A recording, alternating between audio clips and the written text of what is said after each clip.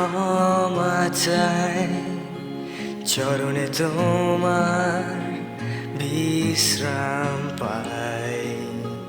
তোমায় ছাড়া একা আমি, চালাও মোর হৃদয় জানি।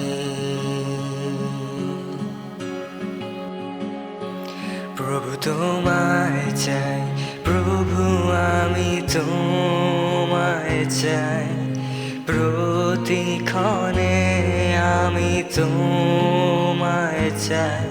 মোর ভরসা ধার্মিকতা, ও প্রভু আমি তোমায় চাই।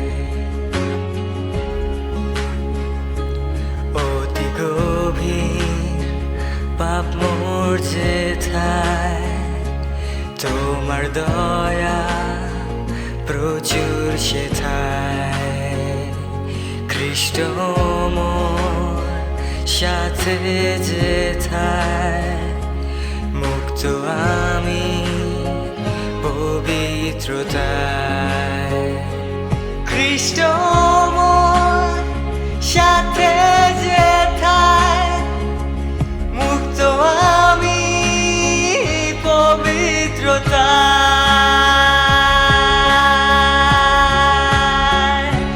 প্রভু তোমায় চাই, প্রভু আমি তোমায় চাই, প্রতিক্ষণে আমি তোমায় চাই।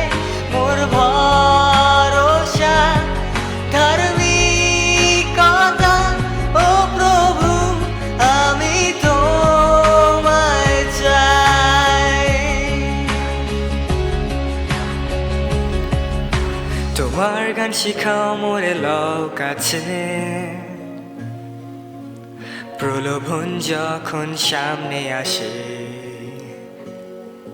যখন আর পারি না জানি যিশু আমার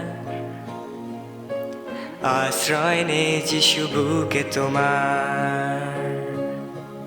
যখন আর পারি না জানি যিশু আমার আশ্রয় নে, যিশু বুকে তোমার।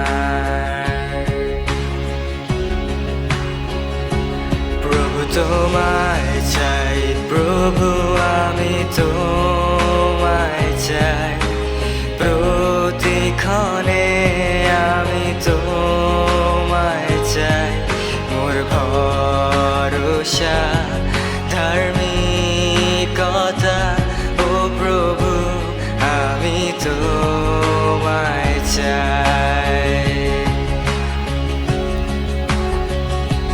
প্রভু তোমায় চাই, প্রভু আমি তোমায় চাই, প্রতিক্ষণে আমি তোমায় চাই। মোর ভরসা ধার্মিকতা, ও প্রভু আমি তোমায় চাই। মোর ভরসা ধার্মিকতা, ও প্রভু আমি তোমায় চাই। মাননীয় শ্রোতাবৃন্দ, আমরা ঈশ্বরের চরণতলে আবারও উপস্থিত হয়েছি নতুন একটা পর্ব নিয়ে। আসুন আমরা শুরু করার পূর্বে প্রার্থনা করি। পরম করুণাময় স্বর্গীয় পিতা, তোমার ধন্যবাদ করি যে এই বিশ্রাম দিনে তুমি আমাদের সুযোগ দিয়েছ যেন আমরা তোমার শাস্ত্রের থেকে একটি অংশ বিশ্লেষণ করি। আমাদের চিন্তা এবং আমাদের জ্ঞান খুবই সীমিত। আমরা কিছুই জানি না, কিছুই পড়তে পারি না, কিছুই করতে পারি না। তোমার পবিত্র আত্মা দ্বারা আমাদেরকে পরিচালিত করো, যেন আমাদের বাক্য এবং আমাদের প্রার্থনা এবং এই পরিশ্রম যেন সফল হয়। আমরা পাপী, আমাদের পাপ সকল ক্ষমা করে আমাদের পবিত্র আত্মায় আশীর্বাদ করো, যেন আমরা সুচারুরূপে পরিচালনা করতে পারি। প্রভু যিশুর নামে চাই, আমেন। আজকে আমি যে বিষয়ে আলোচনা করব সেটা হচ্ছে পরিত্রাণ পাইবার জন্য আমাকে কি করিতে হইবে। লুকেও আছে এই বিষয়, এবং আমি মার্কের বুক থেকে পড়তে চাই। এবং এইখানে মার্ক 10 অধ্যায় 17 থেকে লেখা আছে, পরে তিনি বাহির হইয়া পথে যাইতেছেন, এমন সময় একজন দৌড়িয়া আসিয়া তাহার সম্মুখে জানু পাতিয়া জিজ্ঞাসা করিল, হে সদ্গুরু, অনন্ত জীবনের অধিকারী হইবার জন্য আমি কি করিব? যিশু তাহাকে কহিলেন, আমাকে সৎ কেন বলিতেছ? একজন ব্যতিরেকে সৎ আর কেহ নাই, তিনি ঈশ্বর। 19 পদ, তুমি আজ্ঞা সকল জানো, নরহত্যা করিও না, ব্যভিচার করিও না, চুরি করিও না, মিথ্যা সাক্ষ্য দিও না, প্রবঞ্চনা করিও না, তোমার পিতা মাতাকে সমাদর করিও। সেই ব্যক্তি তাহাকে কহিল, হে গুরু, বাল্যকাল অবধি এই সকল পালন করিয়া আসিতেছি। যিশু তাহার প্রতি দৃষ্টিপাত করিয়া তাহাকে ভালোবাসিলেন এবং কহিলেন, এক বিষয়ে তোমার ত্রুটি আছে, যাও, তোমার যাহা কিছু আছে বিক্রয় করো আর দরিদ্র দিগকে দান করো, তাহাতে স্বর্গে ধন পাইবে, আর আইসো আমার পশ্চাৎগামী হও। এই কথায় সে বিষণ্ণ হইল, দুঃখিত হইয়া চলিয়া গেল, কারণ তাহার বিস্তর সম্পত্তি ছিল। এটুকু হচ্ছে গল্প, যিশুর সেই একটা প্রবাদ বাক্যের একটা অংশ। এবং তিনি চারিদিকে যখন দেখলেন সেই লোকটা চলে গেছে এবং তার শিষ্যরা তার দিকে অবাক দৃষ্টিতে তাকিয়ে আছেন, এবং এই সময় তিনি তাদের উদ্দেশ্যে বললেন 23 পদ থেকে, তখন যিশু চারিদিকে দৃষ্টিপাত করিয়া আপন শিষ্যদিগকে কহিলেন, যাহাদের ধন আছে তাহাদের পক্ষে ঈশ্বরের রাজ্যে প্রবেশ করা কেমন দুষ্কর। তাহার কথায় শিষ্যরা চমৎকৃত হইলেন, কিন্তু যিশু পুনর্বার তাহাদিগকে কহিলেন, বৎসগণ, যাহারা ধনে নির্ভর করে ঈশ্বরের রাজ্যে প্রবেশ করা তাহাদের পক্ষে কেমন দুষ্কর। ঈশ্বরের রাজ্যে ধনবানের প্রবেশ করা অপেক্ষা বরং সূচির ছিদ্র দিয়া উটের যাওয়া সহজ। তখন তাহারা অতিশয় আশ্চর্য মনে কহিলেন, তবে কাহারা পরিত্রাণ পাইতে পারে? যিশু তাহাদের প্রতি দৃষ্টিপাত করিয়া কহিলেন, ইহা মনুষ্যের অসাধ্য বটে, কিন্তু ঈশ্বরের অসাধ্য নয়, কারণ ঈশ্বরের সকলই সাধ্য। তখন পিতর তাহাকে বলিতে লাগিলেন, দেখুন, আমরা সমস্তই পরিত্যাগ করি আপনার পশ্চাৎগামী হইয়াছি।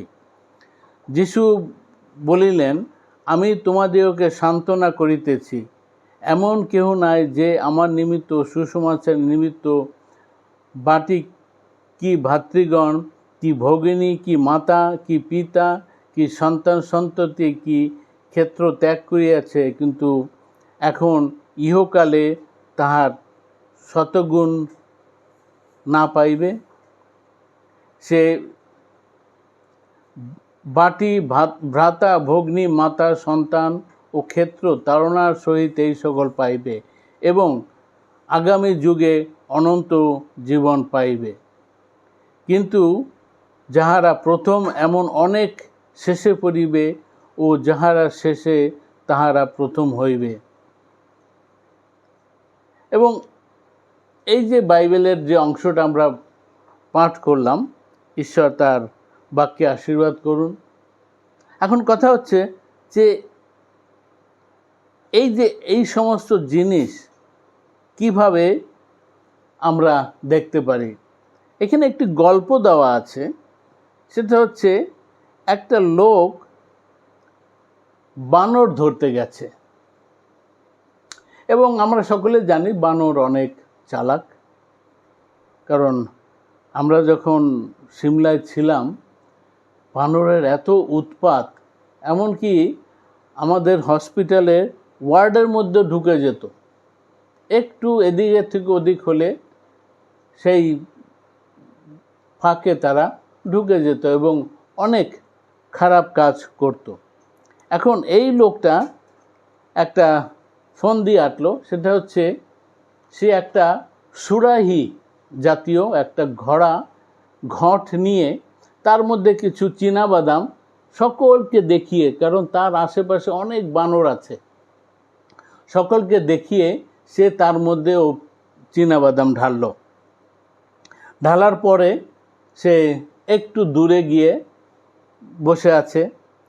এমন সময় একটা বানর, দুটো বানর, তিনটে বানর, চারটে বানর, সে অনেক বানর এসে সেখানে প্রথমে তো তারা উকি ঝুঁকি করে দেখে কি আছে না আছে, তারপরে তারা একজন সাহস করে সেই সুরাহির মধ্যে হাত ঢুকিয়ে দিল। এখন দেখে যে হাতে তার স্পর্শ পাচ্ছে যে অনেকগুলি চীনাবাদামের। সে ওইখান থেকে এক মুঠ চীনাবাদাম সে নিয়ে ওর হাত বের করার চেষ্টা করছে, কিন্তু বের তো আর হচ্ছে না। এবং অন্যরা যখন দেখে তারাও ওকে টানাটানি করে। বানরের একটা অভ্যাস আছে, যদি কেউ কোনো বিপদে পড়ে তারা অন্যরা এসে তাকে সাহায্য করে, কিন্তু তার এমন পরিস্থিতি, সে তার জীবন বিপন্ন, কিন্তু সে চীনাবাদাম ছাড়ছে না। এখন এর মধ্যে ওই লোকটা এসে গেছে, অন্য বানর যারা ছিল তারা সরে গেছে, এবং এই বানর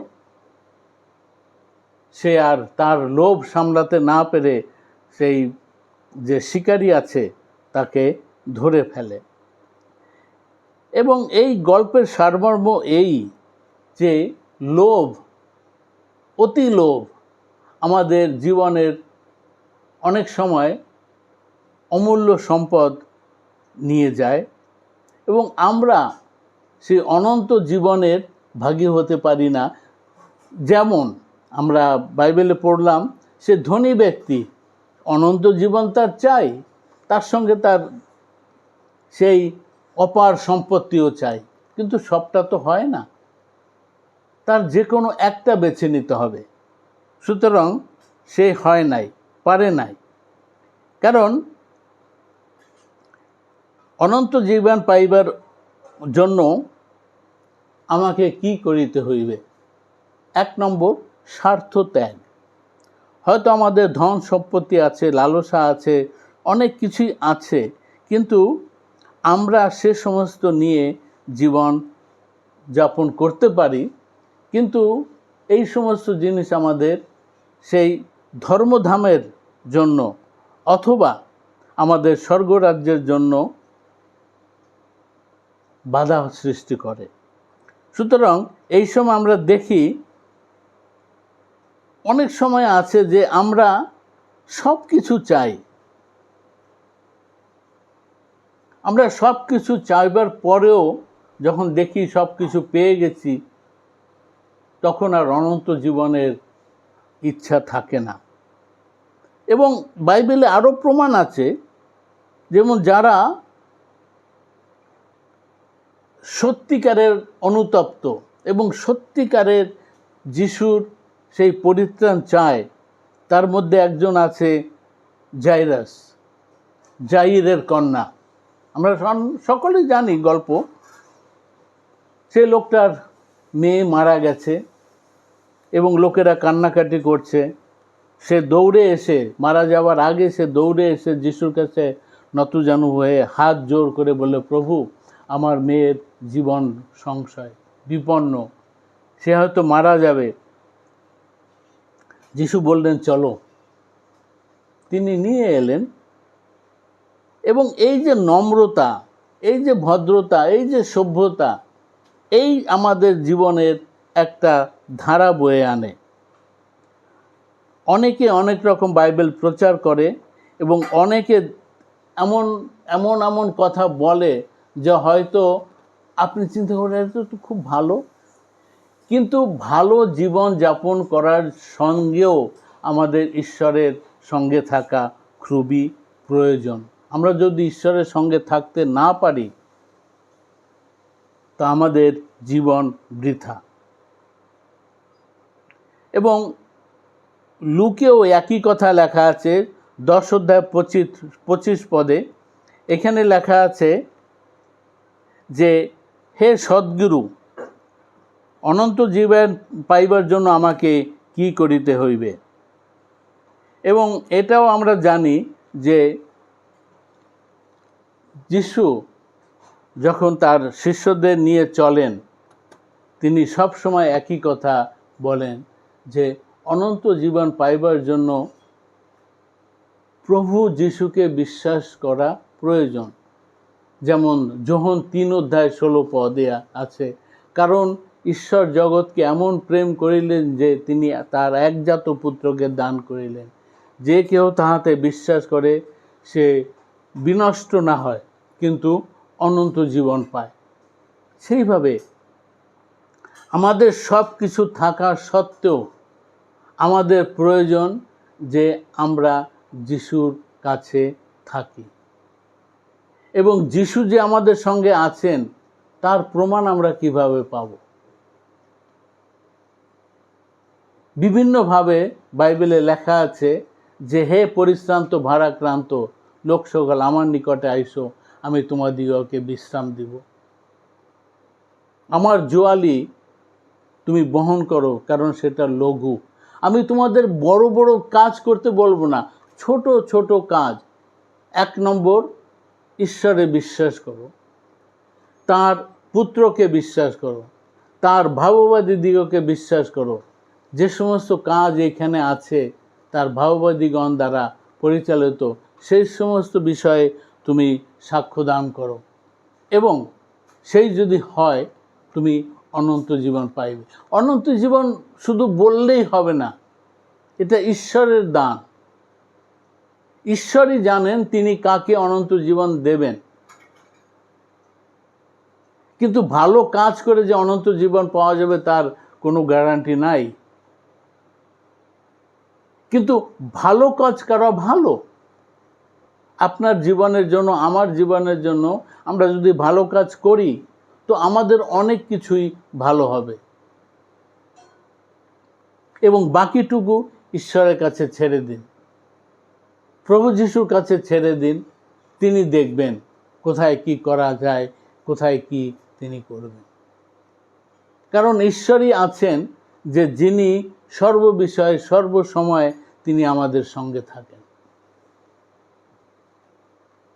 আসুন, এই সাব্বাত দিনের প্রাতঃকালে আপনারা যে যেখান থেকে যেভাবে আপনারা এই বার্তা শুনছেন, আমাদের জীবনকে একটু সুগঠিত করতে হবে। যেমন পিতর বলল যে আমরা তো সব কিছু ছেড়ে আসছি প্রভু, আমাদের কি হবে? প্রভু তাদেরকে বললেন তোমরাও সব কিছু পাবে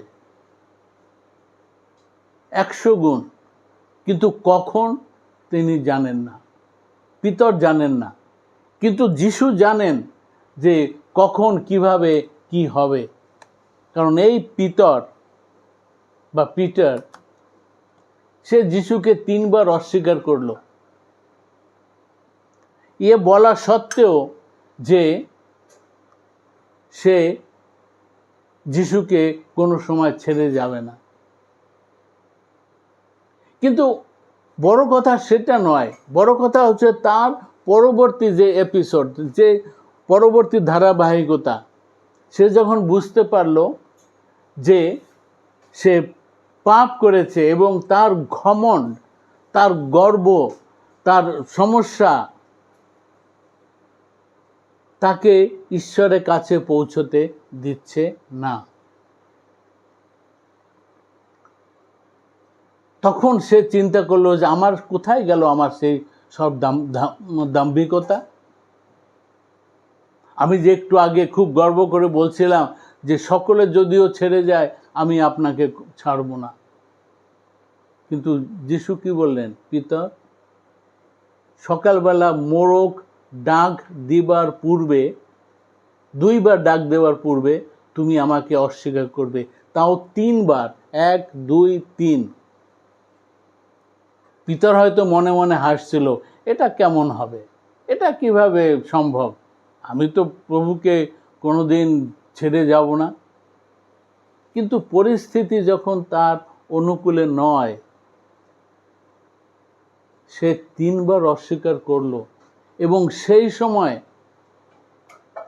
মোরগও সকালবেলা যে বাঘ দেয়, হয়তো 4টা 4:30, জানি না, আমাদের দিকে তো সকালবেলা 4টার সময় মোরগ ডাকতে শুরু করে আশেপাশে। এবং কিন্তু তারপরে যোহনের সুসমাচারে লেখা আছে, পিতর 3য়বার যখন তাকে অস্বীকার করলো এবং তারপরে সে বাইরে বের হবে এবং সেই সময় যিশুর চোখ তার উপরে পড়ল এবং পিতরও চোখ তুলে দেখল যে যিশু তার প্রতি তাকিয়ে আছেন। এই যে একটু সময়, সেই সময়টুকুর মধ্যে পিতরের জীবনে এমন একটা অভিজ্ঞতা হলো, এমন একটা পরিবর্তন হলো। এবং বাইবেলে লেখা আছে যে সে বাইরে গিয়ে অত্যন্ত রোদন করলো, সে কান্নাকাটি করলো, ঈশ্বরের কাছে ক্ষমা চাইলো যে প্রভু তুমি আমাকে ক্ষমা করো, আমি আর জীবনে কোনোদিন এই কাজ করব না। তারপরের ঘটনা আমরা সকলেই জানি যে পিতরই ছিল মণ্ডলীর প্রথম স্তম্ভ এবং সেই অননীয়া সাফিরের সময়ও সে ছিল। লোকদের কাছে প্রচার করার জন্য সে সামনে দাঁড়িয়ে আছে। সে বিনা দ্বিধায় সেই শাসকদের বলল যে আমাকে যিশুর কথা শুনতে হবে, তোমাদের কথা নয়। অন্যদিকে আমরা দেখি ইস্করিতীয় জিহুদা, সে 30টি রৌপ্য মুদ্রা, আমি জানি না সেটা কত টাকা হবে, সেই রৌপ্য মুদ্রায় সে যিশুকে বিক্রি করে দিল এবং সেও পশ্চাত্তাপ করলো। সে তখন সেই পয়সাগুলি নিয়ে সে মন্দিরের মধ্যে সে যাজকদের কাছে গিয়ে বলল, এই নাও তোমাদের পয়সা, আমি চাই না, আমি একজন নির্দোষ ব্যক্তিকে সমর্পণ করেছি। তারা বললো, এটা আমাদের কিছুই যায় আসে না, এটা তোমার বিষয়, তুমি দেখো কি করবে। সুতরাং সে কি করলো, সে বাইরে গিয়ে গলায় দড়ি দিয়ে মরল। আর সেই 30 রৌপ্য মুদ্রায় একটা জমি কিনে তারা সেইখানে জিহুদার কবর দিল। এই হচ্ছে আমাদের পরিস্থিতি। যদি আমরা প্রভু যিশুতে বিশ্বাস করি, তিনি আমাদের অনন্ত জীবন দেবেন, কিন্তু আমাদের নিজেদের চেষ্টায় নয়। আমরা যদি চিন্তা করি আমি নিজে নিজে সব কিছু করে অনন্ত জীবন লাভ করব, সম্ভব নয়। সুতরাং আজকে আমি এইটুকে বলতে চাই যে পরিত্রাণ পাইবার জন্য আমাদের যিশুর কাছে থাকা প্রয়োজন, সঙ্গে থাকা প্রয়োজন, সান্নিধ্যে থাকা প্রয়োজন। এবং আমরা যদি তার সঙ্গে থাকি, তার সান্নিধ্যে থাকি, তিনি আমাদের আশীর্বাদ করেন এবং আশীর্বাদ করবেন। আমরা সব বাকিটুকু তার উপরে ছেড়ে দেই। আমাদের হয়তো লোভ লালসা অনেক কিছুই আছে, আমারও আছে, আমিও চাই যেন আমার কাছে প্রচুর জিনিস হয়, ধন সম্পত্তি থাকুক, কিন্তু সব কিছু সম্ভব নয়। সুতরাং আমরা এই বিশ্রাম দিনে এইটুকুই পণ করি, আমার কাছে যা কিছু আছে আমি তাতে সন্তুষ্ট থাকি এবং ঈশ্বর আমাদের প্রত্যেককে আশীর্বাদ করুন। আসুন প্রার্থনা করি। স্বর্গীয় পিতা, তোমার ধন্যবাদ করি সুন্দর সুযোগের জন্য। আমাদের শারীরিক, মানসিক এবং সামাজিকভাবে তুমি আমাদের সাহায্য করো, যেন আমরা তোমার থেকে দূরে না যাই। আমাদের মধ্যে ভয়, ভীতি, লালসা এই সমস্ত দূর করো। আমরা যারা এই বার্তা শুনছি, আমাদের প্রত্যেককে আশীর্বাদ করো, বিশ্রাম দিনের আশীর্বাদে পরিপূর্ণ করো। যিশুর নামে চাই, আমেন।